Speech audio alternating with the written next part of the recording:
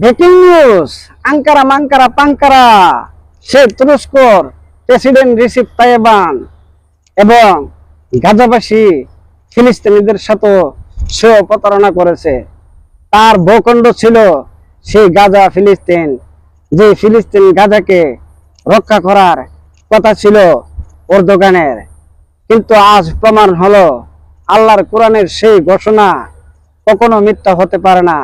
আল্লাহর কোরআনের সেই ঘোষণা আছে, মুসলিমদের সাথে মুসলিম প্রতারণা করবে, মুসলিমদের মেজেন মুসলিম এজিদ থাকবে, মুসলিমদের মেজেন কাফের থাকবে, মুসলিমদের মেজেন মুনাফিক থাকবে, মুসলিমদের মেজেন ইজিদ থাকবে, মুসলিমদের মেজেন নিকৃষ্ট জাত থাকবে, যে জাত মুসলিমদের সাথে প্রতারণা করে। আজ সেই ফিলিস্তিন গাজাকে রক্ষা করার অধিকার ছিল তুরস্কর প্রেসিডেন্ট রিসিপ তাইয়েবান, সেও প্রতারণা করেছে। আজ রিসিপ তাইয়েবান 2 বছর আগে তুরস্ক যেই সুড়ঙ্গতে একজন সেনাকে হত্যা করেছিল, সেই তুরস্কর সেই সেনাকে সুড়ঙ্গ থেকে উঠিয়ে আনতে তুরস্ক রিসিপ তাইয়েবানের 18 জন সেনা মারা গেছে। এইভাবে যারা ফিলিস্তিনি গাজাবাসীদের সাথে প্রতারণা বেইমানি করবে, এইসব জানোয়ারদেরকে এইভাবে আল্লাহর কুদরতে তাদেরকে মারা হবে, আল্লাহর কুদরতে তাদেরকে মারা হবে।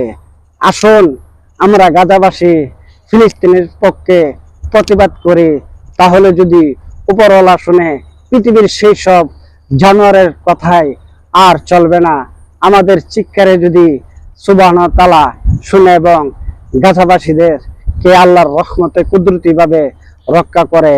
ব্রেকিং নিউজ, রাশিয়া ইউক্রেন আবার লেগে গেল যুদ্ধে এবং রাশিয়ার হামলাতে ইউক্রেনের 17 জন সেনা নিহত হয়েছে এবং 23 জন আহত হয়েছে।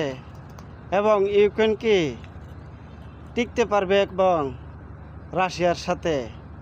ইউক্রেনকে কি ডোনাল্ড ট্রাম্প বাঁচাতে পারবে? যে ডোনাল্ড ট্রাম্প যেদিকে মোড় নিয়েছে সেদিকেই তাদেরকে ধ্বংস করে দিয়েছে। এবং ইউক্রেন কি ডোনাল্ড ট্রাম্পের সেই আশায় আছে? আমেরিকা কি ইউক্রেনকে কি পারমাণবিক বোমা দেবে? সেই বিশেষজ্ঞরা জানতে চায়।